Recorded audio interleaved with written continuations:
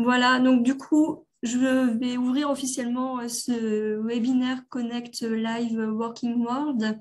Alors, pour vous faire une petite introduction rapide, donc moi je m'appelle Marie. Peut-être que tu peux juste passer la slide, Seb, pour voilà, juste qu'on sache voilà, qui je suis. Voilà, donc je m'appelle Marie, je travaille au PhD Career Center. En fait, le PhD Career Center, on est sur un service carrière qui est ouvert à tous les doctorants du collège doctoral, doctorants et jeunes docteurs jusqu'à 6 mois après leur diplomation. Et le rôle du PhD Career Center, c'est vraiment de pouvoir accompagner les doctorants et les jeunes docteurs dans toutes les questions relatives à leur carrière professionnelle. Donc, pour ceux qui ne nous connaissent pas encore, on offre, ou en tout cas on organise un certain nombre de services et de formations pour, voilà, sur cette thématique de la carrière. En l'occurrence, pour faire un zoom sur les principaux services, on propose aux doctorants et aux jeunes docteurs des entretiens conseils pour les aider voilà, à réfléchir sur leur projet professionnel. On a mis en place aussi un programme de mentorat entre des docteurs qui sont du coup diplômés de l'UGA et les doctorants sur des thématiques d'accompagnement sur comment bien vivre sa thèse, sur l'entrepreneuriat et d'autres. On a mis en place pas mal d'ateliers aussi, donc les ateliers qui sont plutôt en présentiel, en petits groupes, pour réfléchir sur des problématiques très opérationnelles comme identifier ses compétences, savoir quelles sont les soft skills des docteurs, comment les repérer, comment communiquer sur les réseaux sociaux, etc. Donc, vous avez pas mal de choses qui sont faites par le pôle carrière et du coup, vous avez accès, vous, à toutes les informations sur le programme, sur la programmation, en tout cas, sur le site phd-alumni-uga.fr. Donc, ceux qui, a priori, vous le connaissez, hein, parce que pour vous inscrire au webinaire, vous êtes passé par ce site-là. Mais il ne faut pas hésiter, voilà, à aller regarder régulièrement la programmation qui est faite pour s'inscrire sur les ateliers qui peuvent vous aider dans votre réflexion. Et donc, dans le cadre des services qu'on propose, on a mis en place une série de webinaires qui s'appelle le webinaire Connect Working World, qui est le webinaire qui nous occupe aujourd'hui. Et l'objectif de ce webinaire, c'est vraiment de pouvoir mettre en lien les doctorants avec le monde du travail, avec les employeurs. Et du coup, l'objectif de ces webinaires, c'est vraiment de vous permettre d'aller chercher des informations concrètes sur comment mettre en œuvre votre projet professionnel et sur voilà, qu'est-ce qui va pouvoir vous aider à vous démarquer par rapport à d'autres candidats voilà, sur les postes qui vous intéressent.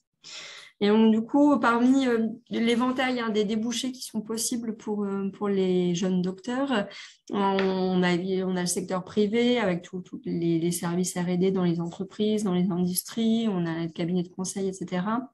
On a un deuxième gros pôle de débouchés qui est tout le secteur des administrations, avec des débouchés dans les ministères, dans les organisations internationales, dans les collectivités, etc. Et puis le pôle là sur lequel on va vraiment faire un focus aujourd'hui, c'est le pôle du secteur académique, avec tous les débouchés autour de la recherche et de l'enseignement. Et vous êtes nombreux quand vous démarrez votre thèse à être intéressés par ce secteur-là, par ces débouchés. Et donc c'est vraiment sur là-dessus voilà, qu'on va faire le focus aujourd'hui. Et pour ça, en tout cas, on a l'accompagnement, on a Sally et Sébastien, qui sont deux chargés de recrutement de l'UGA, qui sont spécialisés sur les profils, en tout cas, de docteurs dans leur portefeuille de recrutement. Et du coup, ce que je vous propose, c'est simplement de vous laisser dans les mains de Sally et de Sébastien pendant toute la durée du webinaire.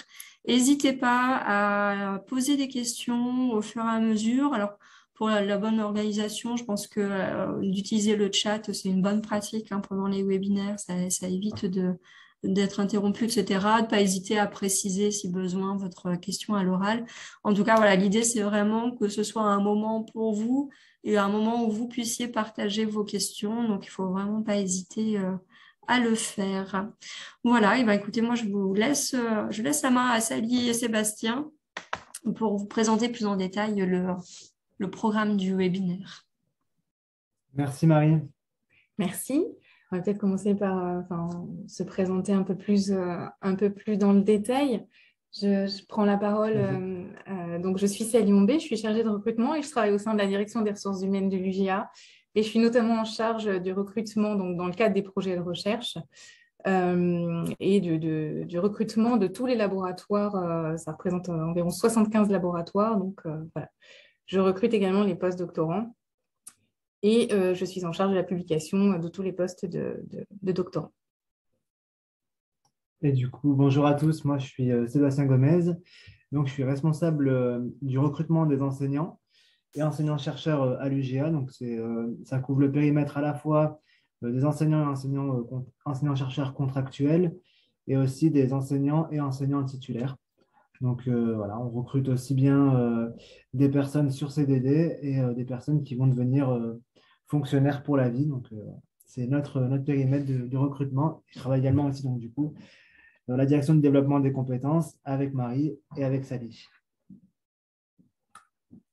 Juste pour rappel, donc du coup, on avait fixé l'objectif de cette réunion, c'est de vous faire aussi découvrir que l'UGA peut être aussi un employeur et voilà, donc c'est faire découvrir ça aussi.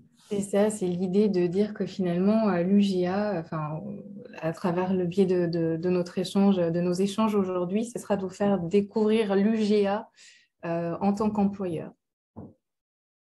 On va vous présenter peut-être quelques chiffres pour vous permettre de voir un petit peu les volumes qu'on a pu recruter sur l'année 2021.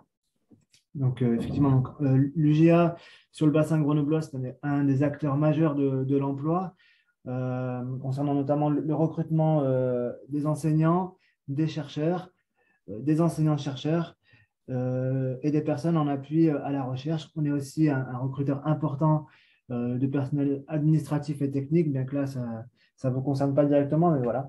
On est aussi on est sur des volumes très importants qu'on n'a pas présentés dans la diapo que vous voyez là, mais on est aussi un acteur important de recrutement sur ce volume-là.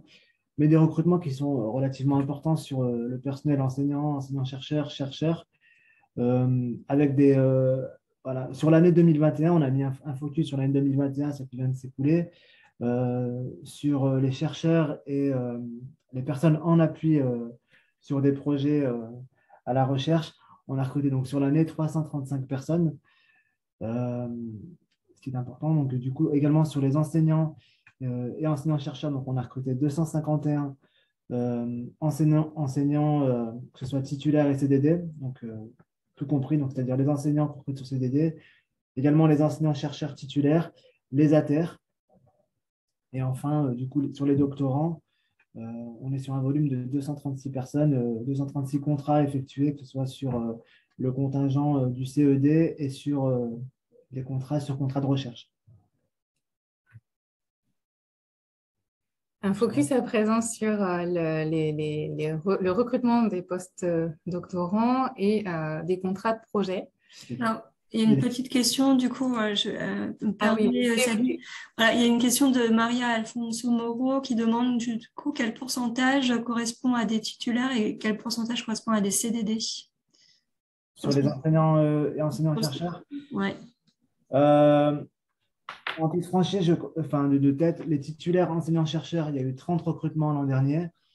Et parmi les titulaires, on compte également les enseignants du second degré. On en a recruté 5, donc ça correspond à 35 sur 251 qui ont été recrutés en tant que titulaires l'année dernière. C'est bon, Maria? Du coup, on a répondu à votre question? Oui. Donc, n'hésitez pas. Hein. Oui. Donc, comme je disais, on va faire à présent un petit focus sur le recrutement des post-doctorants et des contrats de projet. Donc, le contrat post-doctoral, c'est un contrat à durée déterminée. Généralement, donc, on recrute des post-doctorants pour voire après 2 années, et pour un maximum de 5 ans à l'issue de la rédaction de la thèse. Ce sont des postes qui sont ouverts aux jeunes chercheurs, donc une fois la soutenance de thèse passée. Et la mission principale va porter donc sur les activités de recherche en lien avec le sujet de la thèse. Et les offres postdoctorales, vous allez les trouver notamment donc, sur les sites des universités et notamment sur notre site emploi dont on parlera et qu'on aura l'occasion de vous présenter au cours de notre échange. Les organismes de recherche publics également, les sites des LabEx, l'association Bernard Grégory, Euraccess et également PhD Talent. Et puis j'ajoute dans le chat le site du PhD alumni-uga.fr sur lequel vous avez aussi des offres d'emploi. Et pour ceux qui n'ont pas eu l'occasion d'aller voir, vous avez un onglet carrière sur le site. Et dans l'onglet carrière, vous avez une page qui s'appelle le portail emploi docteur, il me semble. Et sur ce site-là, vous avez référencé tous les sites internet sur lesquels on a des offres vraiment spécifiques pour les profils PhD. Je ferme ma parenthèse. À présent, on va aborder les contrats de projet. Alors, il faut savoir que les contrats de projet, ce sont des contrats qui sont susceptibles de vous intéresser. Ce sont des contrats également donc, à durée déterminée qui sont liés à la réalisation d'un projet, donc qui durent tant que le projet dure. Le contrat de projet dure également. C'est entre 1 et 6 ans maximum. C'est ouvert à toutes les catégories d'emploi. Et en ce qui vous concerne, donc, ce sera les postes de catégorie A. Notamment, enfin j'y reviendrai, les postes d'ingénieur de recherche. Ça prend fin, comme je le disais précédemment, donc lorsque le projet prend fin. Et ce qui est peut-être intéressant aussi de savoir, c'est que, enfin, c'est la différence entre un contrat postdoctoral et un contrat d'ingénieur de recherche. Un contrat d'ingénieur de recherche, la finalité n'est pas de faire des publications. La différence est souvent un petit peu ténue entre les deux, mais on est plus sur des postes en support à la recherche. Il se peut qu'au terme d'un doctorat ou même d'un postdoctorat, vous disiez finalement, moi, je préférerais être plus en appui à la recherche. Donc, ce sont des postes qui sont accessibles aux détenteurs de doctorat et aux personnes qui sont également titulaires d'un diplôme d'ingénieur. Je vois qu'on a une question. Est-ce que la fin du projet est déterminée à l'avance? Généralement, oui. Après, pas toujours. Il se peut parfois que le projet dure un peu plus longtemps que ce qui était convenu. Mais en tout cas, il faut savoir quand même qu'au départ, le projet est normalement délimité, oui, la plupart du temps. Qu'est-ce que j'ai oublié de vous préciser? Que ces postes étaient également affichés donc, sur le site emploi, mais comme je le disais tout à l'heure, on vous fera une présentation. En fait, le site emploi, il est tout récent et on va afficher donc toutes les offres, notamment des postes doctorat et des contrats de projet sur le site en question. Et juste si, c'est indiqué, mais je ne l'ai pas reprécisé, attention, quand vous êtes ingénieur de recherche, vous n'avez pas la casquette de chercheur. Vous n'êtes pas considéré comme étant chercheur. On peut présenter. Oui, les autres postes. Alors, du coup, les jeux employeurs, c'est également des postes d'enseignants et d'enseignants-chercheurs.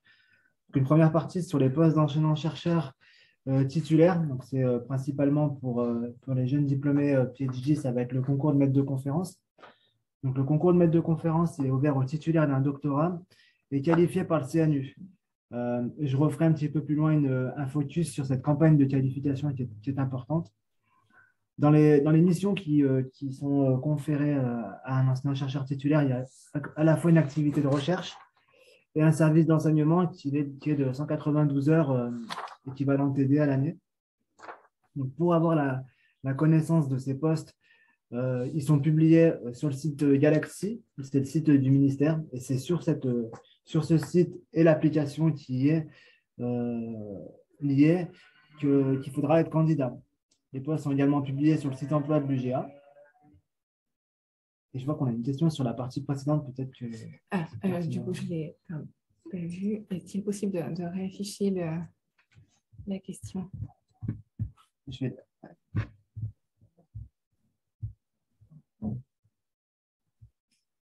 La question de Thibaut, du coup, il me dit que le poste d'ingénieur de recherche, il s'interroge sur le fait que le poste d'ingénieur de recherche ne requiert pas forcément de doctorat.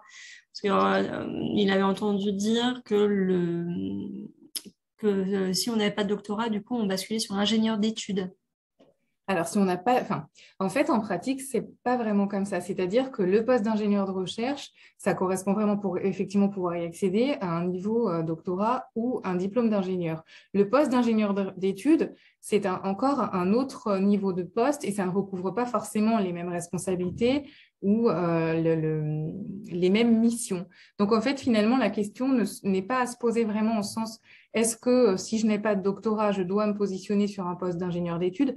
Alors, de fait, oui, parce que de toute façon, ça signifie qu'on n'a pas le diplôme requis pour être sur un poste d'ingénieur de recherche.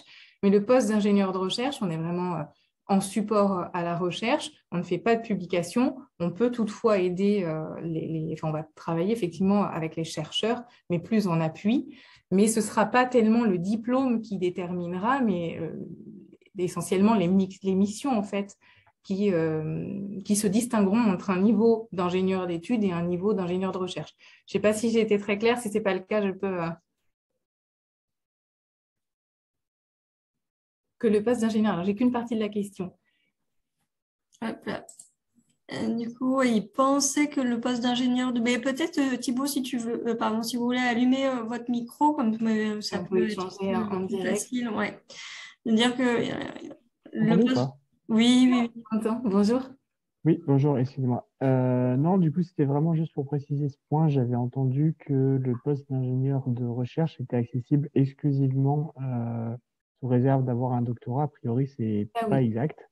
Mm. Du coup, c'était juste pour savoir ce point parce que c'est une bonne chose à savoir.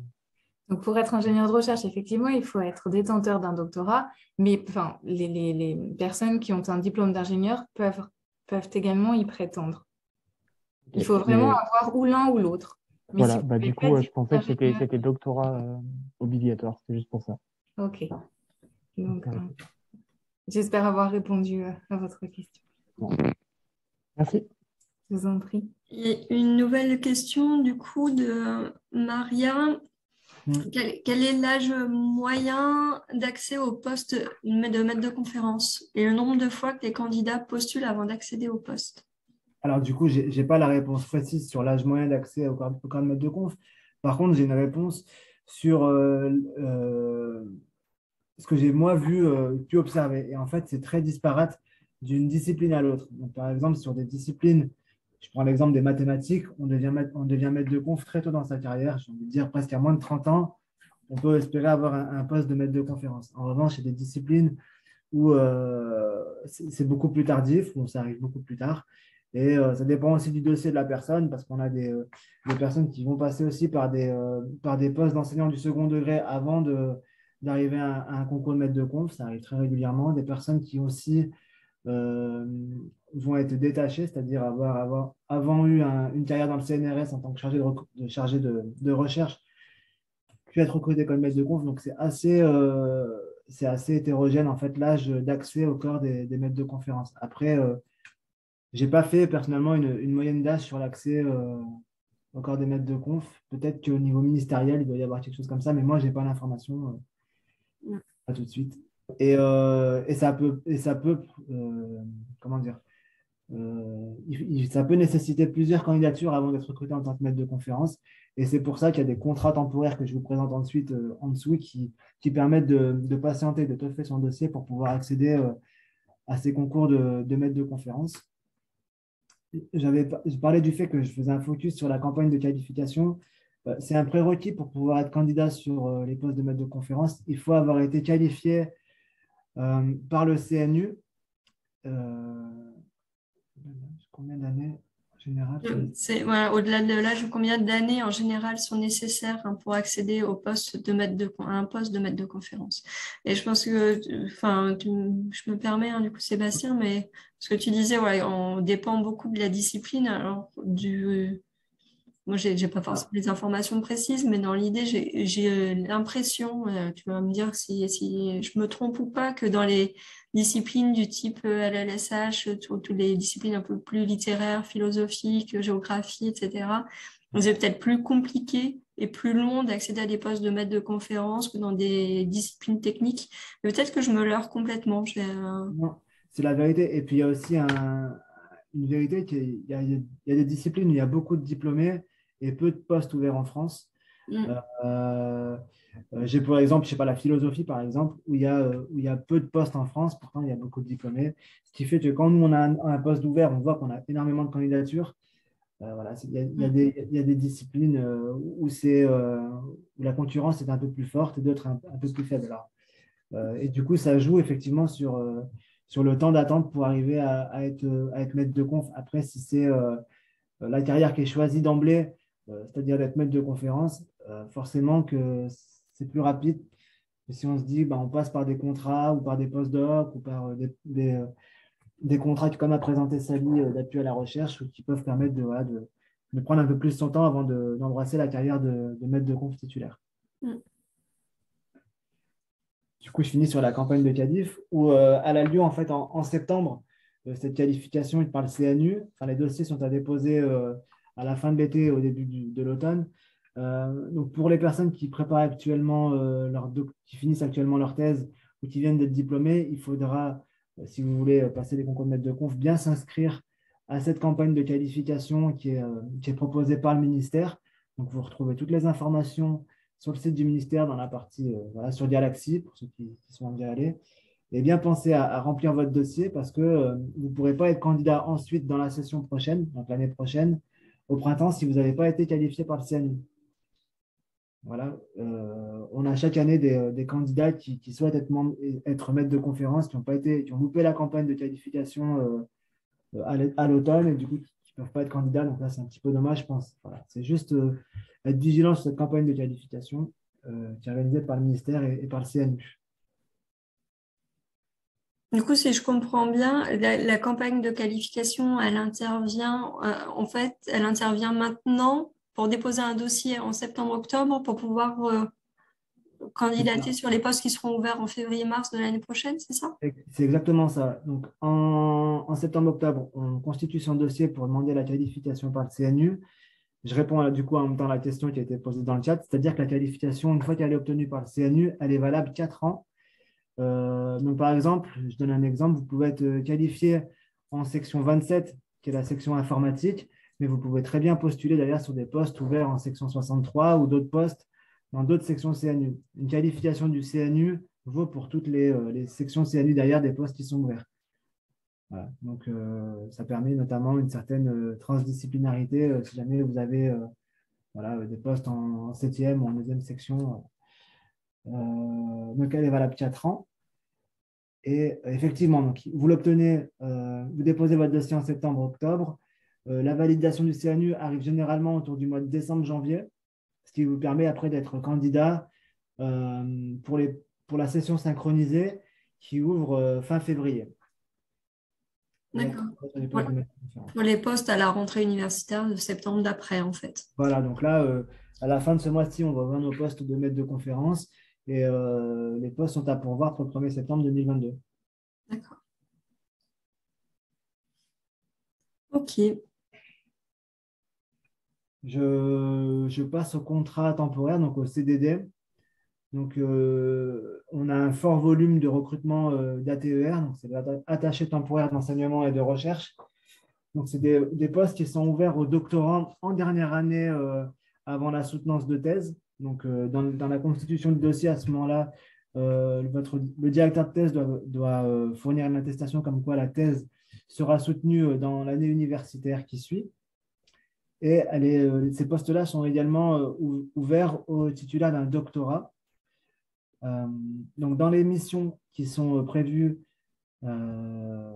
pour les ATER, il y a à la fois l'activité de recherche qui doit être en lien avec la thèse, soit permettre de terminer la thèse, soit en lien avec la thèse qui vient d'être soutenue si les personnes sont titulaires d'un doctorat. Et avec ça, également un service d'enseignement de 192 heures. Donc, sur les missions, c'est un contrat qui ressemble en tout point à un poste de maître de conférence. Et donc, les postes sont également affichés sur le site du ministère Galaxy, mais cette fois dans la rubrique Altaïr. Donc, c'est l'outil dédié dans Galaxy au recrutement des ATER. Et on affiche également ces postes-là sur notre site emploi, dont on vous fera la démonstration tout à l'heure pour vous montrer un petit peu comment il est organisé. Donc, ces contrats d'ATER, on a mis 2 ans maximum. La plupart des cas, on recrute les personnes sur 2 ans maximum. Il y a une possibilité qui nous permet de recruter les ATER sur 4 ans. En fait, il y a même 2 possibilités. C'est si jamais le candidat est titulaire d'un concours d'enseignement supérieur, donc c'est par exemple titulaire du CAPES ou de l'agrégation. Dans ce cas, vous pouvez avoir jusqu'à 4 ans de contrat d'ATER. Vous pouvez également avoir jusqu'à 4 ans de contrat d'ATER si jamais vous êtes enseignant-chercheur. Si vous avez été enseignant-chercheur pendant au moins 2 ans dans un établissement d'enseignement supérieur à l'étranger. Donc, c'est également, voilà, ça fait référence à divers articles du décret.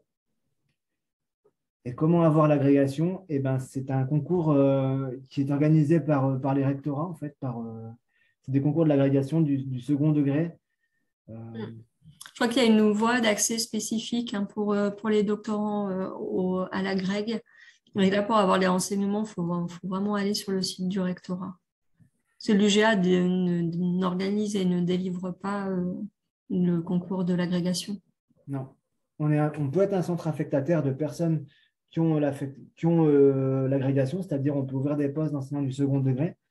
Et les personnes sont affectées chez nous, mais elles ont déjà réussi le concours par le centre organisateur qui est généralement c'est le ministère de l'Éducation nationale, ce n'est pas nous. Du coup, je poursuis sur les contractuels enseignants. Donc là, c'est ce qu'on appelle nous des CDD volet 1. Ils peuvent être recrutés au maximum pendant 6 ans.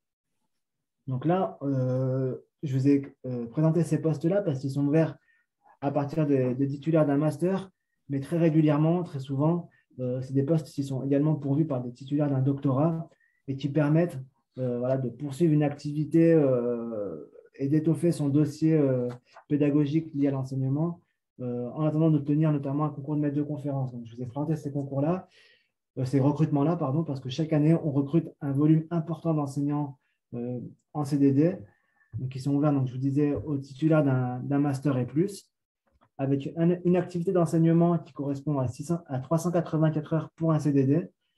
Et on recrute aussi des personnes à 50%, donc ça réduit par 2 le service d'enseignement. Et ces postes sont pour l'instant affichés sur le site emploi de l'UGA. Le penchant, c'est le contractuel enseignant-chercheur. Donc là, par contre, on n'a pour l'instant que des CDD à 50% possible en tant qu'enseignant-chercheur. Là, on peut être recruté que 3 ans au maximum. Et là, donc, vous avez une activité de recherche qui est obligatoire, qui est compris dans le contrat, avec un service d'enseignement de 96 heures annuelles. Donc, il y a toujours le même affichage qui est sur le site emploi de l'UGA. Donc, ces contrats sont intéressants, notamment parce qu'ils permettent de maintenir une activité de recherche et une activité d'enseignement, ce qui étoffe le dossier en vue de préparer un concours de maître de conf. Avec une autre question du coup de Sacha. Voilà, pour les postes contractuels, j'imagine que c'est différent de vacataire, car de sa compréhension, impossible de faire vacataire sans activité principale. Et du coup, qui est le recruteur sur ces postes? L'école, le labo ou l'UGA? Tout à fait. En fait, tout à fait. Quand vous êtes vacataire d'enseignement, il faut avoir un employeur principal. Et en fait, l'UGA n'est pas votre employeur principal. Quand vous êtes, par exemple, sur un contractuel d'1 an, CDD 1 an à 100%, on est votre employeur principal, c'est l'UGA, c'est un contrat de l'UGA.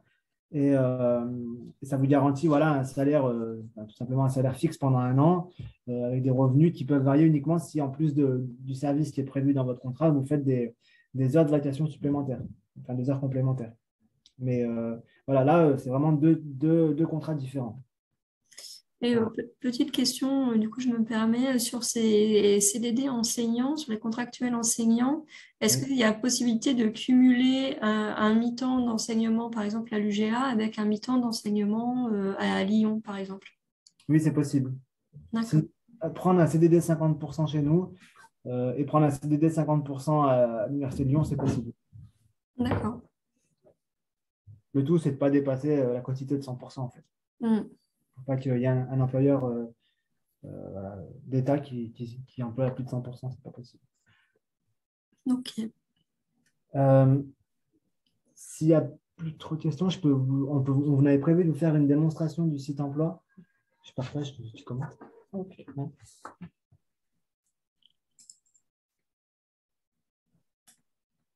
Ouais. Du coup, il y a une autre question, Sébastien, sur la différence entre ATER et contractuel enseignant-chercheur. Je pense que la différence, c'est le nombre d'heures, si j'ai bien suivi.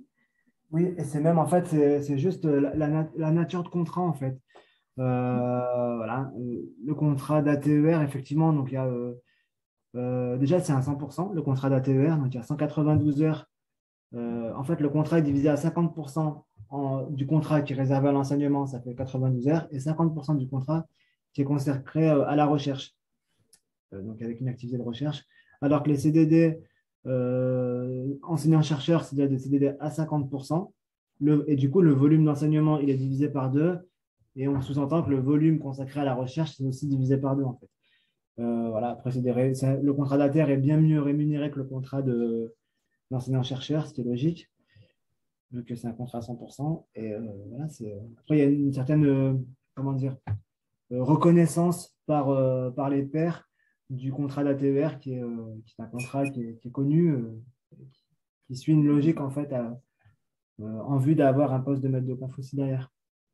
D'accord. Du coup, je présente le. Oui, le site emploi. Donc, on a un site emploi sur lequel vous pouvez trouver l'ensemble des offres que nous publions à l'université. On va peut-être naviguer ensemble pour que vous puissiez repérer un petit peu la façon dont ils s'articulent. Donc, vous allez voir défiler les offres donc, dites de BIAT en gestion administrative, personnel administratif et technique, mais aussi les offres d'emploi concernant les postes dont on a parlé, en support à la recherche et les postes, les postes de postdoc, les postes de chercheurs. Tu peux, oui. Donc là, par exemple, on a une rubrique avec toutes les offres d'emploi dédiées aux postes de doctorants, de post-doctorants et de chercheurs. Après, c'est assez intuitif globalement comme site. Et vous avez la possibilité de postuler en ligne. Il y a aussi les enseignants et les enseignants-chercheurs titulaires et contractuels, voilà, avec des rubriques.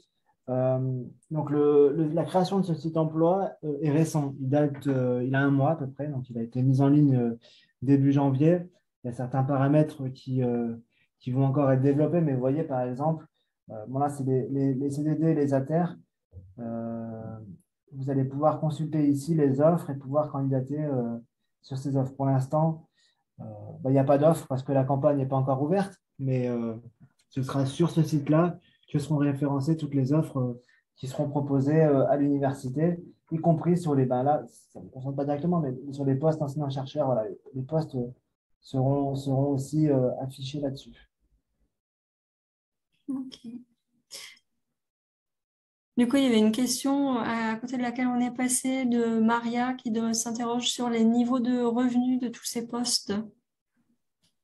Entre ATER et enseignant-chercheur, j'imagine, c'est ça? Maître de conf peut-être aussi? Oui. Alors, je peux avoir l'information rapidement, je peux aller la chercher rapidement, mais effectivement, en fait, ces niveaux de rémunération ne dépendent pas de l'établissement. Ils sont fixés, en tout cas pour les ATER. Je parle pour les ATER, le niveau de rémunération est fixé par décret. C'est le même dans toutes les universités de France, pour un 50% et pour un 100%. Et après, sur les CDD, effectivement, ça fait référence au règlement de gestion des contractuels enseignants. Et pareil, donc on a, en fait, pour un CDD 100%, à titre d'exemple, si vous êtes titulaire d'un master et un doctorat, vous n'avez pas forcément le même indice de rémunération. Donc, ceux qui sont titulaires d'un doctorat sont mieux payés. Et donc, ça fait référence à un indice de rémunération, un indice INM, comme les fonctionnaires titulaires, en fait. Et, si vous me laissez, je pourrais peut-être vous proposer ça, aller chercher dans mes documents les salaires. Mais de tête, je ne les ai pas, en fait. C'est pour ça que. Ouais, on regardera peut-être à la fin s'il nous reste du temps. Sinon, peut-être, Maria, moi, je m'engage à t'envoyer. J'ai tendance à tutoyer facilement, je suis désolée, mais à t'envoyer l'information par mail si jamais on n'a pas le temps de chercher avant la fin. Okay. Oui, voilà. Puis on peut transmettre. On a différents grilles. Puis je rebondis comme on aborde aussi la question des salaires pour simplement préciser que les postes dont j'ai parlé précédemment, à savoir les postdocs et les contrats de projet, dans la mesure où vous êtes recruté sur un contrat à durée déterminée, c'est le règlement de gestion des contractuels qui s'applique. On a des grilles donc pour chaque catégorie d'emploi et il faut savoir que donc le contrat postdoctoral, enfin les grilles sont plus élevées que les postes d'ingénieurs de recherche. Les salaires sont plus élevés. Ok. S'il y a des questions sur le site emploi, voilà, on vous invite en tout cas à naviguer dessus et à consulter régulièrement nos offres qui seront publiées.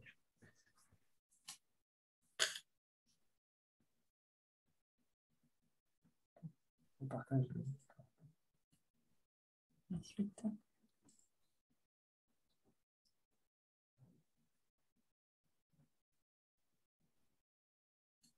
Ah, il y a le quiz. Marie? Ah oui. Pour lancer le quiz, du Est-ce coup. que tu peux lancer le quiz, Marie? Ah, bien sûr, avec On plaisir. vous propose une petite alternative ludique avec un petit quiz. Donc, le sondage va porter sur le thème suivant. Parmi les différents types de contrats postes qui viennent de vous être présentés, lequel correspondrait le mieux à vos attentes? Et donc, vous avez, entre autres réponses, je ne sais pas si vous les voyez s'afficher, mais donc, concours maître de conférence, ATER, CDD enseignant-chercheur, postdoc et contrat de projet.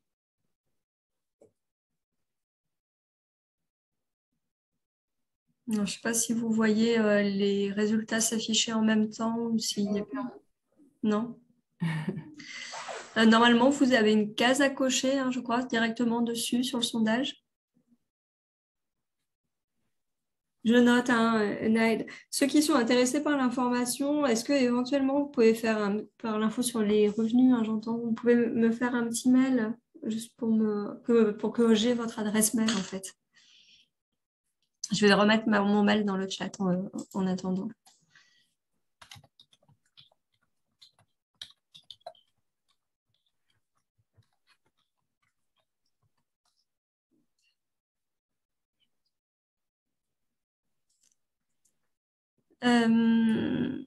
Du coup, je pense qu'on peut clore le sondage. Alors, les résultats, on a 40%, enfin 39% pour être précise, de doctorants ou en tout cas de participants qui sont intéressés là par le postdoc.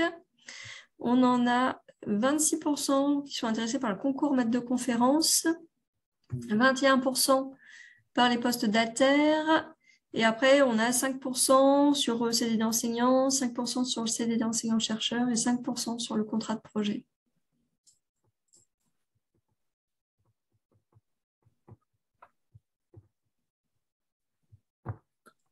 Merci à tous d'avoir pris le temps de répondre. Je vais partager les résultats du coup. Si vous les voyez, les résultats? Ouais. Oui, nous les voyons. Ok. Super.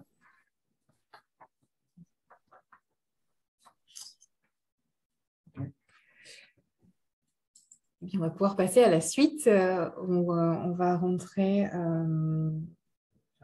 un peu plus dans dans la peau de ce que de l'employeur et de ce qu'il attend justement, quels sont les critères de sélection.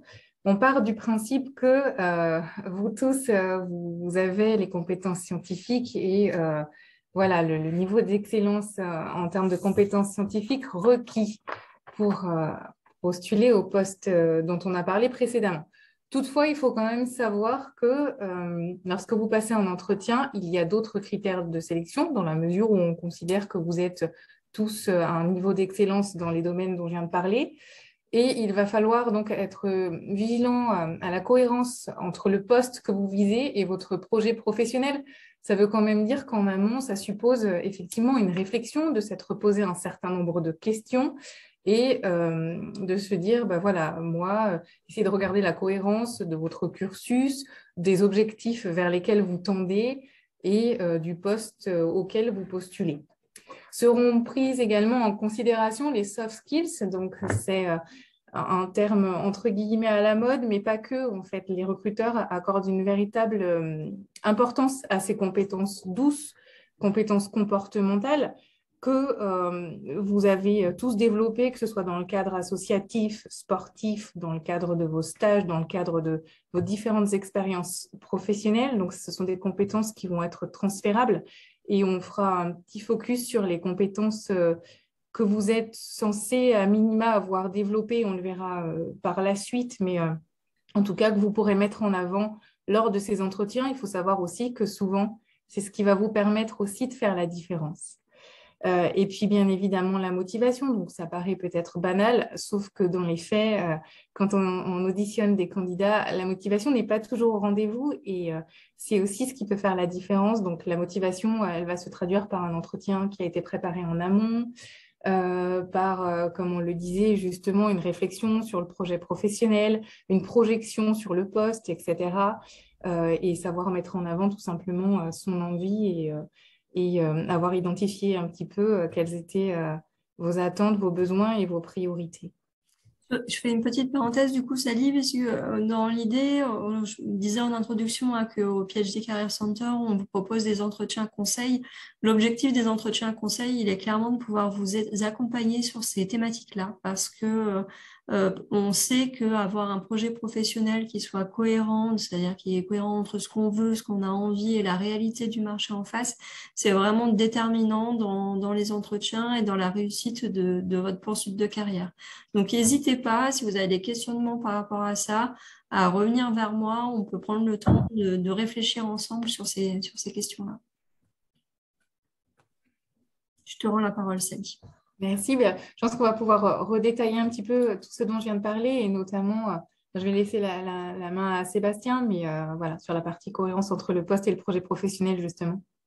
En effet, c'est quelque chose d'important de voir que le candidat a mené une réflexion sur à la fois son projet pro et comment le poste visé, le poste auquel il se présente à l'audition s'implique dans son projet professionnel. Donc en fait, il y a souvent une vérification, en tout cas par les membres de la commission, qui vont être faites pour vérifier la cohérence à la fois entre, on va dire, le passé, le présent et le futur, c'est-à-dire comment le cursus suivi, le poste ciblé et les aspirations professionnelles s'imbriquent bien et voilà, ça correspond à quelque chose de cohérent. Donc, c'est en fait la démonstration de cette cohérence qui devra être mis en avant par le candidat lors de l'entretien. Et c'est notamment voilà, ces petites choses-là qui font la différence en fait et qui sont perceptibles par les membres d'une commission de recrutement. Oui, il y a une question. Est-ce que ces éléments s'appliquent pour la qualification, l'embauche ou les deux? Alors, si la qualification, c'est la campagne de qualification, non, parce que c'est uniquement sur dossier. Bien que, à mon avis, il y a quand même des qualités, des compétences douces qui doivent ressortir du dossier, mais pas directement, pas comme dans un entretien en tout cas. Donc oui, c'est les compétences qu'on va surtout rechercher dans le cadre d'un entretien parce que finalement, quand on recrute un candidat, quel que soit le poste, tout poste confondu, eh bien, on essaie de le projeter au sein d'une équipe et finalement, voilà, on ne va pas recruter des compétences techniques uniquement, on recrute vraiment une personnalité, une personne avec laquelle on va pouvoir travailler. Ça peut être une personne qui va être force de proposition, quelqu'un qui va faire preuve de curiosité, quelqu'un qui aura le sens du collectif, enfin ce genre de choses. Et vraiment, c'est essentiel parce que finalement, un entretien, ça fait partie des choses qui vont être testées, entre guillemets, ou en tout cas sur lesquelles on va vous attendre. Et c'est vraiment ce qui pourra faire la différence. Et je pense qu'il faut en avoir conscience quand vous passez un entretien, quel que soit le poste. Des fois, vous vous dites, mais voilà, il y a peu de candidats où je maîtrise bien mon sujet, mais les autres candidats en face maîtrisent aussi leur sujet. Donc, il va falloir aller chercher ce qui fait que vous pouvez vous démarquer. Et autrement dit, quelque part, il va falloir vous vendre. Mais ça suppose de s'être posé la question en amont de, voilà, quels sont mes atouts, mais pas qu'en termes de compétences dures, techniques, quels sont mes atouts au sens large, quoi. Qu'est-ce que je vais pouvoir apporter à l'équipe? Qu'est-ce que je vais pouvoir apporter au laboratoire, à l'entreprise? Enfin, voilà, qui je suis et qu'est-ce qui va faire la différence? Donc, les compétences, je vais passer cette diapo parce que je l'ai dit précédemment, j'ai parlé des compétences douces et des compétences donc transversales, humaines, compétences comportementales. Et citation de Jérôme Moirot, à l'inverse des compétences techniques, il n'est pas possible de déléguer aux robots les compétences comportementales. Je pense que ça résume ce que j'ai dit précédemment. Et je rajouterais juste un petit point, c'est-à-dire que on peut toujours apprendre une compétence technique, on peut développer une connaissance, et puis quand on a un doctorat, on a aussi montré sa capacité d'apprentissage. Donc c'est beaucoup plus difficile d'aller développer une capacité personnelle ou une soft skills ou un comportement. Une attitude, c'est plus difficile de l'acquérir qu'une connaissance technique. Donc c'est aussi pour ça que c'est un élément important dans un recrutement. Tout à fait, oui, pour rejoindre ce que dit Marie, effectivement, les compétences, s'il y a une compétence technique qui vous manque, vous pourrez toujours l'acquérir. Si en revanche, on sait qu'on attend d'un candidat qu'il ait certaines compétences comportementales et qu'il ne les a pas au départ, les recruteurs vont être peut-être un peu plus frileux parce qu'ils vont savoir que c'est plus compliqué. On va vous présenter une vidéo justement très très courte, mais qui va reprendre un petit peu le concept des soft skills.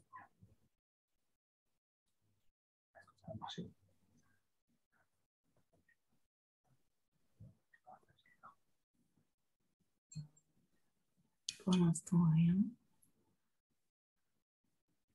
C'est bon. Il n'y a pas le son, non? Il n'y a pas le son, par contre. Ah,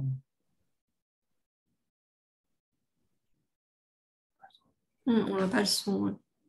ah bah, il faudra faire sans son.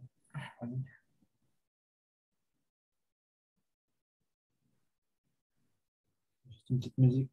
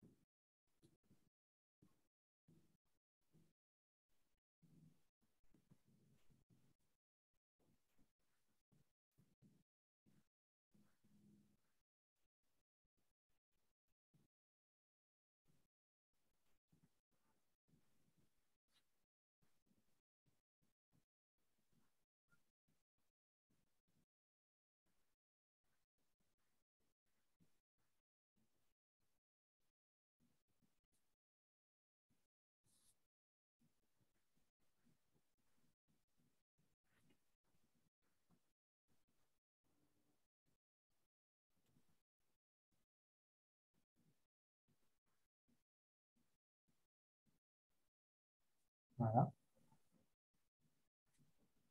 Après, je ne sais pas s'il y a des réactions par rapport, enfin pas forcément à la vidéo, mais par rapport aux soft skills globalement. Aussi pour vous, ça va plutôt de soi dans le cadre d'un entretien, si spontanément vous êtes capable de vous mettre en valeur, de mettre en valeur vos compétences, ou si vraiment vous vous focalisez davantage sur les compétences techniques. Enfin, voilà, peut-être que ça paraît être le b.a.-ba, mais c'est peut-être pas aussi simple en pratique. Je ne sais pas s'il y a des réactions un peu à chaud.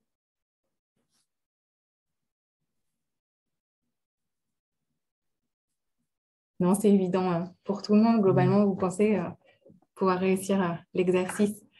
Donc, à l'UGA, on a identifié 10 compétences clés. Et c'est les compétences clés qui sont recherchées donc, par les recruteurs de l'UGA, à savoir l'adaptabilité, la sociabilité, la bienveillance et l'écoute, le sens du collectif, la curiosité intellectuelle, le sens des responsabilités, le sens des contraintes, l'autonomie, le sens du service public et le fait d'être constructif ou constructive. Donc voilà, ça a été. Il y a une question. Une réaction du coup sur la question des soft skills, de dire qu'effectivement, c'est oui, pas forcément un réflexe de les vendre, mais on s'attend un peu effectivement, à ce que ça vienne sur la table lors d'un entretien. C'est ça. Après, c'est aussi intéressant de préparer son entretien pour vous emmener les membres de la commission de recrutement à venir sur ce terrain-là de vos capacités, de vos compétences qui font, vos compétences humaines qui font votre force aussi. Donc, essayer aussi d'arriver à emmener ces responsables-là sur la détection chez vous de compétences douces. C'est ça. Je vais répondre aussi à la question, mais avant, effectivement, pour boucler un peu sur le sujet, mais c'était dire que effectivement, on s'attend à ce que des questions nous soient posées, mais ça suscite aussi quand même de s'interroger en amont et pas le jour de l'entretien, se dire, bah voilà, en fait, c'est plus que la simple question, quelles sont vos qualités ou quels sont vos défauts, on va beaucoup plus loin que ça.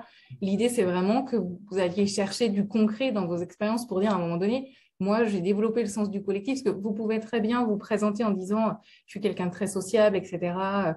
Je fais preuve de curiosité intellectuelle. Bon, sur les postes sur lesquels que vous visez, a priori, la curiosité intellectuelle, ça ne devrait pas être un souci.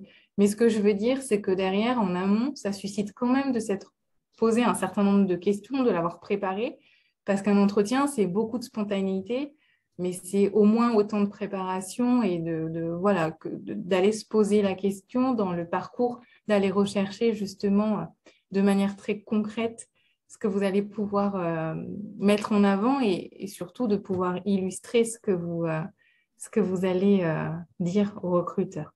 Il y avait une question sur le sens des contraintes. Alors, je voulais vous apporter des précisions. Dans l'idée, en fait, c'est plus, à un moment donné, vous travaillez dans une entreprise ou dans une organisation, quelle qu'elle soit, et vous allez être confronté à un certain nombre de, entre guillemets, contraintes dues à l'organisation. Et c'est de savoir si, entre guillemets, s'y plier, en fait. De savoir, adhérer aussi aux contraintes. Et aux limites qui sont posées. Aux limites qui sont posées, tout à fait. Est-ce qu'il y a d'autres... Je dirais un exemple de contrainte, ça peut être simplement une question de budget. Si le projet doit rentrer dans tel budget, on va essayer de faire en sorte qu'il y rentre concrètement, quoi. Exactement, c'est une bonne illustration d'une contrainte qu'on ne peut pas outrepasser, en fait. Savoir s'y conformer aussi, en disant, à un moment donné, je suis dans une organisation, j'accepte tout ce qui va avec, entre guillemets.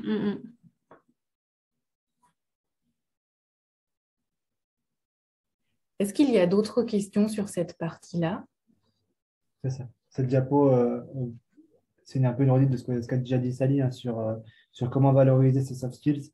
C'est le principal levier, c'est de toujours faire appel à ses expériences, à ce qu'on a du vécu pour justifier de situations rencontrées, bien que même si on a besoin de démontrer ses soft skills, en tant que jeune diplômé, on n'a pas forcément vécu tout, on n'a pas tout vécu. Il y a aussi des choses qu'on n'a pas forcément encore éprouvées. Donc, bien parler de ces expériences, même si c'est qu'on n'a pas forcément tout vécu en sortie d'études. Tout en, faut contextualiser, c'est le plus important. Oui, c'est ça, l'idée, c'est de savoir se mettre en valeur sans non plus se survendre et puis sans aller chercher des choses qu'on n'a pas, parce que tout se vérifie d'une part et parce qu'après, quand même, l'idée, c'est de rester authentique. Donc, c'est de savoir simplement mettre en avant ses atouts, mais tout en restant soi-même et pas en cherchant à éblouir à tout prix le jury. On a fait une liste un petit peu non exhaustive, on va dire, des compétences qui sont transversales plutôt. Mais du coup, c'est des compétences qui font foi à la fois sur les postes présentés par Sally, les postes enseignants-chercheurs. C'est des compétences comme l'expertise scientifique et technique. Ça, c'est presque un prérequis et quelque chose qui ne fera pas de différence parce que vous êtes tous des experts. En revanche, on va être plus sur la capacité d'analyse et de synthèse. Là, ça peut un petit peu jouer. La capacité à porter un projet, notamment, et aussi à le gérer, à le poursuivre. Oui, c'est une liste qui n'est pas exhaustive, mais en fait, c'est une liste de compétences qu'on retrouve souvent pour les postes qu'on a présentés. Donc, la curiosité intellectuelle, on en parlait tout à l'heure. L'aisance relationnelle aussi, il y a quand même beaucoup de postes. Vous allez être en interaction avec toutes sortes d'acteurs. Et c'est cette capacité aussi, cette intelligence relationnelle aussi qui est souvent demandée, qui est souvent plébiscitée. Le caractère persévérant, je pense que vous avez des tas d'exemples à mettre en avant pour illustrer justement cette compétence et voilà, tous les moments où vous avez dû en faire preuve. Et comme je le disais, la liste est non exhaustive, mais c'était pour vous donner un peu un aperçu, un panorama des compétences qu'on va chercher à appréhender dans le cadre des entretiens de recrutement. Et pour parler de véhicule, pas plus tard que cet après-midi, j'étais en discussion avec une directrice de structure de l'université qui me disait qu'il y a 30 ans, quand elle a été recrutée, il y avait énormément de questions qui lui avaient été posées sur ses capacités d'intégration dans un collectif, sur comment s'intégrer dans un laboratoire, ce qu'elle pourrait y apporter, et pas forcément beaucoup de questions sur ses capacités scientifiques, parce que ça, ils l'avaient trouvé dans leur dossier. Et en fait, elle disait que pendant plus ou moins une vingtaine d'années, ça a un petit peu disparu au profit de la recherche d'excellence dans le côté scientifique et dans aller détricoter une thèse pour voir ce qui n'allait pas, et qu'on était vraiment sur un retour de cette recherche de soft skills, c'est-à-dire voilà, comment s'intégrer dans une équipe, comment s'impliquer dans des projets collectifs, comment apporter quelque chose autre que scientifique à une dynamique de groupe. Et voilà, c'était pas plus tard cet après-midi, elle m'évoquait ça, et c'est vraiment quelque chose qui est en train de revenir et qui compte aujourd'hui vraiment comme un excellent dossier scientifique en tout cas. Et juste pour boucler sur ce que Sébastien était en train de dire, effectivement, souvent quand on fait un point avec les membres du jury avant un entretien, eh bien, de manière spontanée, les discussions vont s'axer justement sur ces compétences-là. Parce que finalement, ils partent du principe que sur le dossier, ils ont déjà une idée, un aperçu de vos compétences techniques ou scientifiques et ils recherchent autre chose, en plus de ces compétences-là. Pour vous présenter rapidement, donc, je ne rentrerai pas dans le détail, mais la façon dont vous pouvez valoriser donc, vos soft skills, notamment celles liées à la communication. Donc, ça va être de démontrer votre faculté à communiquer, à prendre la parole, le réseau, la capacité à réseauter. Le sens du collectif, c'est revenu souvent, et le travail en équipe, donc ça, c'est limite un prérequis. Aujourd'hui, c'est presque une évidence que ce qui va être recherché, c'est d'avoir travaillé en équipe. Si vous n'avez pas eu d'expérience de travail en équipe à proprement parler, allez chercher, comme je disais tout à l'heure, dans vos expériences sportives, associatives, je sais pas, vous avez été coach sportif ou autre, mais montrer que c'est une capacité que vous avez été en capacité de développer de par les expériences dont j'ai parlé. Il y a les soft skills, je y avais liés à l'agilité, telles que la prise de recul, l'ouverture à la critique aussi, la gestion du stress, beaucoup. Vous aurez certainement des questions pour essayer de nous permettre d'appréhender bien comment vous réagissez au stress et quelles sont les situations qui sont susceptibles de générer du stress dans le cadre du travail. Capacité d'adaptation, capacité à être flexible, proactif, la prise d'initiative, enfin voilà, toutes ces choses-là qui sont très prisées. Et puis, après, des choses qui sont plus spécifiquement liées à votre personnalité, donc telles que la confiance en soi, la motivation, on en parlait tout à l'heure aussi, et puis l'empathie, ça va dépendre des postes. On est bien d'accord qu'il y a des postes où on ne va pas forcément avoir besoin de tester votre empathie, mais c'était juste à titre d'exemple des choses que vous pouvez mettre en œuvre. Donc, la motivation, on en a parlé, sont les facteurs qui déterminent le comportement d'un individu pour atteindre un objectif ou réaliser une activité. Et donc, citation de Peter Drucker, la meilleure façon de prédire l'avenir est de le créer. Le recruteur, on le disait tout à l'heure, donc on a vu la cohérence entre le poste et votre projet professionnel, on a longuement parlé des soft skills. Maintenant, la motivation, pareil. Ce sont des choses qui paraissent aller de soi, sauf que vraiment en pratique, quand on fait passer des entretiens de recrutement, parfois, il faut aller chercher les candidats. Ne serait-ce que montrer votre intérêt pour le poste. À un moment donné, je pense que c'est être calé, s'être penché sur la fiche de poste et savoir de quoi parle le projet, quelles vont être vos missions, c'est avoir été capable de les appréhender, de pouvoir justement les restituer aux membres du jury. Quand on va vous demander ce que vous avez retenu du poste, je pense qu'il faut aller un petit peu au-delà, parfois même de la fiche de poste, c'est de vraiment poser des questions, montrer qu'en tout cas, vous y êtes vraiment intéressé.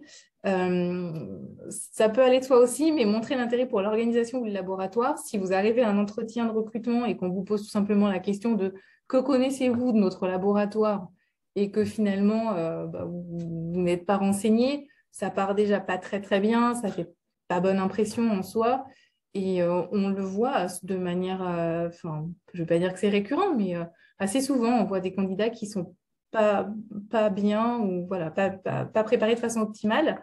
Votre volonté de vous investir aussi, voilà, c'est pareil, hein, dire qu'est-ce que vous avez envie d'y faire à ce poste-là, qu'est-ce que vous allez pouvoir apporter à ce poste-là et votre capacité à vous projeter. Ça suppose aussi en amont, pareil, de vous être approprié un peu le poste et de dire, voilà, moi, si je suis recrutée, je vois un petit peu les choses comme ça, de montrer que quelque part, ça montrera votre intérêt.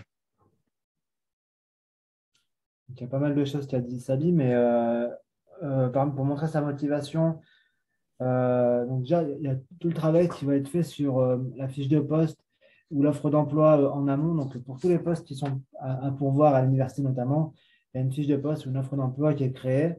C'est bien à travailler et notamment préparer des questions. En fait, si vous préparez des questions à la lecture de cette fiche de poste ou cette offre d'emploi, vous démontrez forcément que vous êtes intéressé à cette offre-là et que vous êtes forcément motivé pour avoir le poste visé.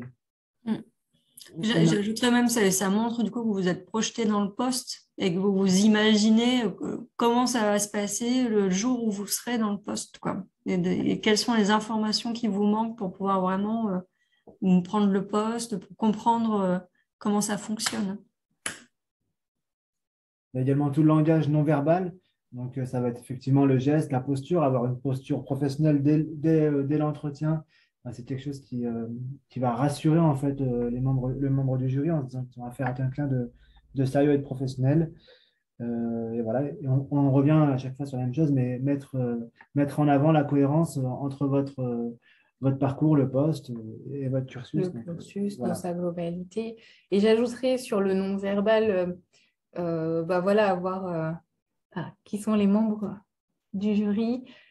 Ça va dépendre vraiment du type de poste que vous ciblez, j'ai envie de répondre. Après, vous allez souvent avoir le N+1, le N+2. Ça peut être le directeur de laboratoire. Nous aussi, en tant que chargé de recrutement, on participe aux entretiens. Voilà, il n'y a pas toujours de normes. Par contre, il faut savoir que les entretiens, on est rarement... c'est rarement le candidat face à un membre, face à un recruteur. On est souvent des jurys constitués, je dirais, en moyenne de 4 personnes. Donc, vous passez devant 4 personnes très souvent. J'apporte une petite précision du coup sur les postes enseignants et enseignants-chercheurs. Les recrutements se font entre eux, on va dire, si je peux dire ça comme ça. C'est-à-dire que les enseignants recrutent les enseignants. Donc, le personnel administratif comme moi ne participe pas aux entretiens. C'est uniquement les enseignants et les enseignants-chercheurs qui feront partie des comités qui recrutent. Mais ils sont à chaque fois constitués de personnes tout à fait bienveillantes qui vous écouteront. Donc, pas de problème là-dessus. Oui, ce que je vous disais valait pour les post-doc et pour les postes, par exemple, d'ingénieur de recherche, où là, vous aurez un chargé de recrutement en plus. Effectivement, précision importante apportée par Sébastien. Si, puis j'ai juste sur la diapo précédente, mais par rapport à la posture, on voit souvent quand c'est une posture un peu proche de celle d'un stagiaire. Donc, je crois qu'il ne faut pas avoir peur aussi de s'affirmer à un moment donné. Vous passez un entretien pour un poste et voilà, c'est important de pas être trop hésitant non plus. L'idée, ce n'est pas d'être trop sûr de soi, c'est pas ce que je suis en train de dire, mais en tout cas, de ne pas avoir trop la posture d'un étudiant ou d'un stagiaire ou de quelqu'un qui est un peu entre deux. Vraiment, vous postulez pour un poste. Donc, détermination. Démontrer sa motivation, bon là ça va être juste des exemples un peu de questions qui vous seront posées, mais des questions, il y en a à l'infini. Il faut savoir que quand les membres du jury, ça va dépendre d'ailleurs, mais souvent ils ont quand même, on prépare les entretiens en amont, donc ils savent les questions qu'ils vont vous poser, un certain nombre de questions, puis après bien sûr c'est un échange, donc les questions vont venir un peu spontanément. Toutefois, il y a des questions qui vont être un peu récurrentes, donc là on a mis quelques exemples. mais notamment donc, sur l'adéquation avec votre cursus et le projet professionnel, de pouvoir expliciter les raisons qui vous ont motivé à choisir telle étude, etc. Ce que vous avez appris au cours de vos anciennes expériences, toutes confondues d'ailleurs, hein, on en a parlé. Les objectifs professionnels à moyen terme, à la limite, si vous ne savez pas ce que vous voulez faire sur du long terme, au moins à moyen terme, y avoir réfléchi à minima. La motivation, c'est déjà de savoir pourquoi on a postulé à ce poste-là et pas un autre. Être capable de restituer, on le disait précédemment, ce qu'on a compris du poste et se projeter, comme on disait tout à l'heure, en disant, voilà, moi, si je suis recrutée, voilà ce que j'aimerais pouvoir mettre en place. Et puis, les compétences, un exemple de question, donc... est-ce que vous pensez être qualifié pour le poste? Bon, là, pourquoi, pensez-vous être qualifié pour le poste? Là, ça va pouvoir donner, l'idée de donner des billes, finalement, compétences techniques et atouts au sens large, les méthodes de travail ou ce genre de choses. Et c'est ce qu'on disait tout à l'heure, donner un maximum d'exemples de situations vécues, de choses que vous avez pu mettre en place. Mais j'en profite pour revenir, tu as utilisé le terme d'échange, Sally, et je trouve que c'est vraiment important de se poser là-dessus. Un entretien de recrutement ou être face à un jury de recrutement, on n'est pas sur un examen ou un concours ou d'éloquence. L'idée, c'est vraiment d'être dans un échange pour voir si vous convenez au poste, mais voir aussi si le poste vous convient. Et donc, il ne faut vraiment pas hésiter à être dans cette posture de poser des questions, de s'intéresser à ce qui est fait, à ce qui existe, à ce qui pourrait être fait, voilà, pour montrer vraiment cet intérêt que vous pouvez avoir pour le poste. Et puis, il n'y a plus cette asymétrie, peut-être qu'à une certaine époque, c'était le cas, mais là, c'est finalement vraiment, c'est juste ça, c'est un échange, c'est-à-dire que derrière, les personnes qui vous recrutent, elles ont envie de savoir si ça va matcher, mais vous, c'est pareil, c'est-à-dire que vous avez envie de voir aussi si vous pouvez vous projeter au sein de l'équipe. Et donc, voilà, l'idée, c'est de faire connaissance avec le moins de... c'est toujours un exercice un peu stressant, mais de pouvoir parler le plus naturellement possible, je crois que c'est important. Sébastien, je pense que tu es en train de chercher la réponse à la question de Véronique sur la démarche de qualification. Exactement. C'est vrai qu'il me semble qu'il faut avoir le doctorat pour être... Enfin, je vais vérifier. Je me permets de ne pas répondre juste pour vérifier et pas apporter une réponse au hasard, mais que c'est géré directement par le ministère et pas par nous, c'est pas une question que je me suis posée, mais je regarde ça tout de suite pour vérifier s'il faut être au moment du dépôt de candidature titulaire au nom du doctorat. Je vérifie ça tout de suite. Merci. Et du coup, j'avance sur le diapo peut-être. C'était pour... oui, donc on vous a fait une petite diapo un petit peu résumée concernant l'entretien. Donc, les incontournables pour réussir son entretien, c'est donc de présenter les compétences développées lors de son parcours, à la fois le cursus universitaire, le parcours pro, mais aussi sur ses expériences personnelles. Donc, c'est ce qu'évoquait tout à l'heure Sally, c'est-à-dire qu'on a sa vie pro, sa vie d'étudiant, mais on a aussi tout ce qu'on a développé côté perso qui font aussi nos compétences, nos forces. Donc, par exemple, c'est prendre des responsabilités dans des associations, par exemple, avoir été président d'une association pendant une certaine durée permet de développer des compétences en organisation et de porter, par exemple, un projet, ça peut être fait dans le cadre d'une association. C'est totalement transposable en termes de compétences. Il y a mettre aussi, ça on a parlé aussi, mettre en évidence l'adéquation projet professionnel, projet de la thèse ou du postdoctorat avec son cursus et faire part de son projet professionnel et montrer sa motivation. Voilà, ça, c'est les incontournables d'un entretien à préparer, on va dire, au mieux. Le mieux, c'est de le préparer avant l'entretien et de le démontrer lors du jour J de l'entretien, si jamais vous êtes vraiment motivé pour le poste. Ouais, ça reprend tout ce qu'on a pu dire précédemment, en fait. En résumé, ce sont les attendus dans le cadre des entretiens. Et secret de la réussite dans la préparation. On vous a fait les 10 commandements comme musical, mais du coup, du bon candidat. Donc, dans un premier temps, c'est les points forts et les axes d'amélioration, tu listeras. Ton projet professionnel, tu définiras. Ton CV, tu rédigeras. La lettre de motivation, tu n'oublieras pas. Des résultats, tu présenteras. L'entretien, donc ça on vous l'a dit plusieurs fois, tu prépareras. Sur le poste, tu te renseigneras. À l'heure, le jour de l'entretien, tu arriveras. Et si possible, les jours suivants aussi. Des questions, tu poseras. Et une posture professionnelle, tu adopteras. C'est un petit peu les 10 commandements. Du bon candidat. Voilà. C'est ça qu'on arrive au bout. Oui, en ce qui concerne notre présentation, on arrive un petit peu au terme de notre présentation. On ne sait pas s'il y a des réactions à chaud sur l'ensemble des choses qu'on a pu vous présenter. Et si on a pu, enfin on l'espère en tout cas, vous apporter notre regard en fait de chargé de recrutement, avec notre casquette du coup d'employeur, on représente l'UGA et voilà. Donc, n'hésitez pas si vous avez des questions. Il nous reste encore un petit peu de temps. Alors 3 questions, je vois qu'il y a 3 questions encore. Ok. Donc, quelle reconnaissance de l'enseignement lors de la qualification puis du recrutement en maître de conf? J'ai entendu que c'était parfois négligé. Alors, je ne peux pas répondre à la place du CNU, en fait. Mais et c'est quelque chose qu'on ne maîtrise pas. Nous, au niveau de notre recrutement, on vérifie que les personnes sont qualifiées par le CNU. Après, vous avez en fait sur le Conseil national des universités euh, des responsables de section de la CNU à qui vous pouvez poser des questions dans le cadre du travail préparatoire de votre dossier en vue de en vue de déposer votre dossier pour obtenir la qualification. C'est peut-être plutôt ces personnes-là qui pourront vous aider à constituer votre dossier. Mais nous, de ce qu'on peut voir des recrutements enseignants-chercheurs, il n'y a absolument pas une négligence sur la partie enseignement. Elle est très importante dans le cadre d'un dossier de recrutement pour un enseignant-chercheur. On ne recrute pas uniquement des chercheurs quand on recrute un maître de conf. On recrute quelqu'un aussi avec des compétences pédagogiques avérées et une vraie expérience pédagogique derrière.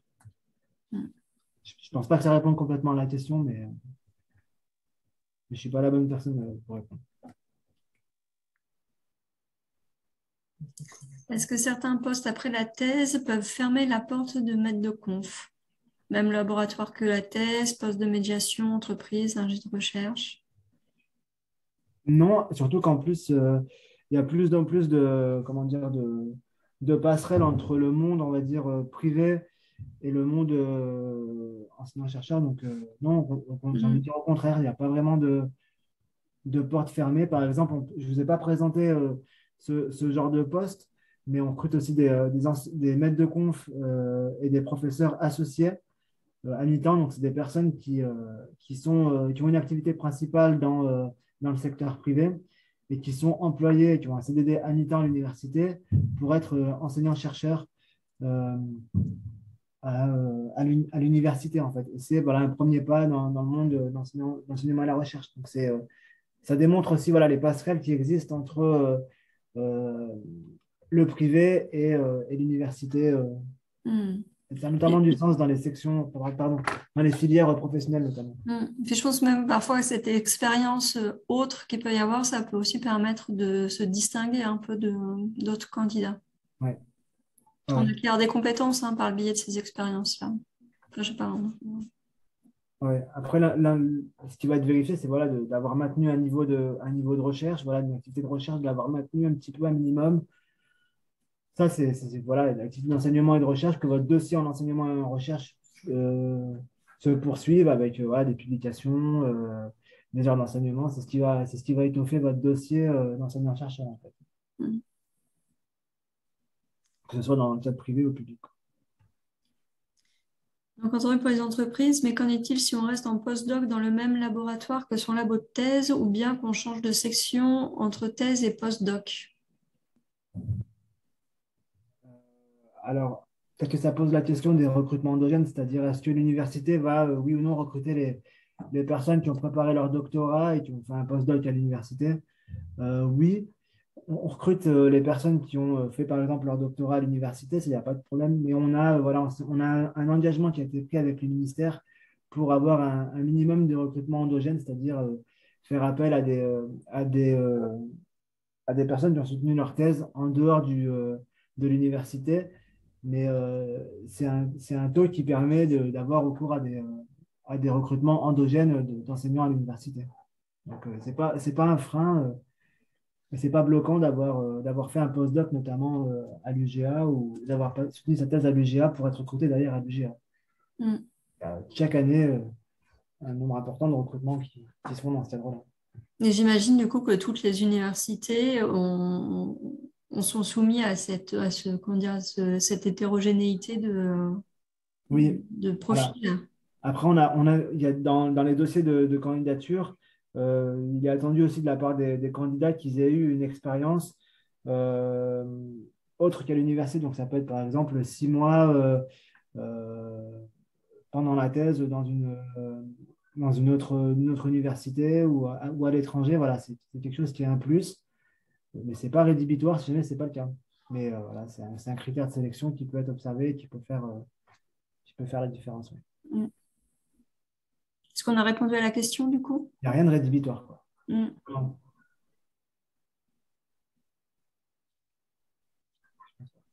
Ok. Est-ce qu'il y a d'autres questions? J'ai vu que Béatrice a mis dans le chat le lien vers la campagne de qualification du ministère. Donc, du coup, n'hésitez pas à les consulter. Et de ce que j'en ai vu, il me semble qu'il faut avoir un doctorat. Dans le cas classique, il faut avoir un doctorat pour des positions de dossier. Mais peut-être que je n'ai pas regardé assez vite, en fait. Peut-être que j'ai regardé trop vite, plutôt. Mm.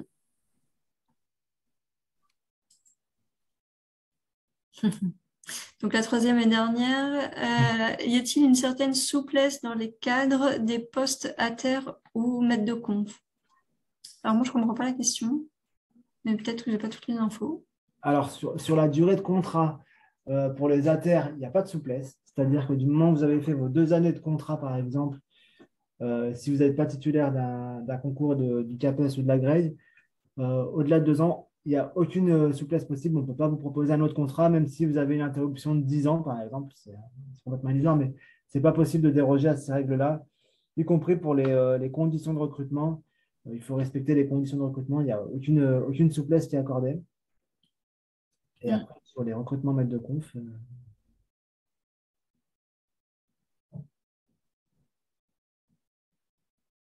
Dire vrai que la souplesse, peut-être que ça peut être intéressant de mettre votre micro, Sacha. c'est peut-être demander Oui, un oui, temps voilà. partiel, je pense, peut-être. C'est ça, c'est pour des temps partiels, enfin à 80% par semaine, par exemple, des choses comme ça.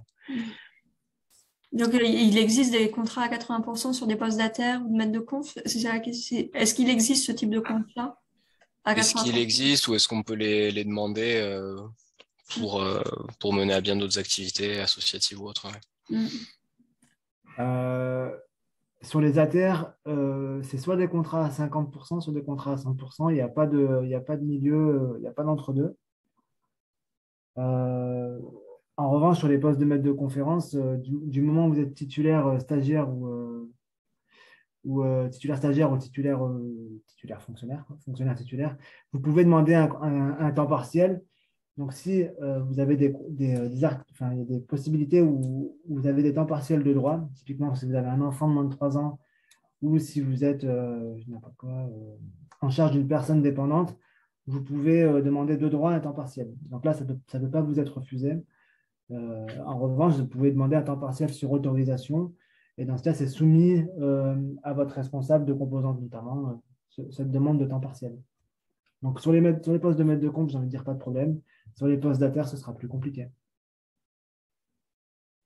Ok. Et sur les postes CDD enseignant, enseignant-chercheur, ce n'est pas la norme, mais c'est possible. Je sais pas si, voilà. C'est à discuter, par exemple, si vous êtes retenu en entretien, c'est à discuter lors de l'entretien avec le responsable de structure, parce que lui, ce qui va se passer, c'est qu'il va avoir, un besoin en termes d'enseignement, de volume d'heures d'enseignement.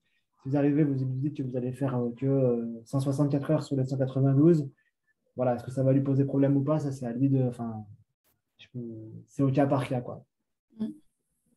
Savoir s'il peut s'appuyer sur d'autres enseignants-chercheurs après pour faire les heures manquantes en heures complémentaires. Voilà, c'est tout un arrangement derrière à voir. Ok. Est-ce qu'il y a d'autres questions qui vous viennent? Si jamais c'est le cas, que ça vous vient après coup, n'hésitez pas à envoyer un petit mail. Vous pouvez m'envoyer un mail directement, je relayerai les questions, c'est pas avec plaisir. Donc aussi, il n'y a pas d'autres questions. Je vous propose qu'on conclue simplement le webinaire et qu'on y mette fin. Je vous remercie en tout cas, je remercie Sally et Sébastien. J'ai eu beaucoup de plaisir à préparer ce webinaire avec eux. On pourra bien sûr vous envoyer le diapo, il n'y a pas de problème. Avec plaisir. Et puis, de toute façon, voilà, vous aurez toutes les informations par mail. Avant de conclure, juste un petit mot. On est attentif au PhD Career Center à vraiment avoir votre retour sur les propositions qu'on peut vous faire. Là, les webinaires Connect Working World, c'est une nouvelle forme de webinaire qu'on teste cette année. Donc, on a besoin de vos retours pour savoir comment on peut l'améliorer, savoir si on maintient ce type de webinaire-là l'année prochaine ou pas. Du coup, vous avez dû recevoir par mail normalement un petit questionnaire de feedback. Alors, ça va vous prendre maxi 2-3 minutes de le remplir. Et pour nous, c'est vraiment important d'avoir votre retour sur ce type de service. Donc, si vous pouvez juste en cliquant le zoom, aller voir vos mails et remplir rapidement le feedback, ce serait top pour qu'on puisse regarder ça ensemble et voir si ça vous a plu, si ça est conforme, en tout cas, si ça répond plutôt à vos besoins en termes d'information. Voilà, en tout cas, je vous remercie tous pour votre participation, pour vos questions. Merci Sally et Sébastien pour leur présence et pour toutes ces informations qu'ils ont pu nous partager aujourd'hui. Et puis, je vous souhaite une bonne fin de journée à tous. Merci beaucoup Merci et puis à tous. bonne fin de journée à tous également. Merci pour les échanges. Au revoir.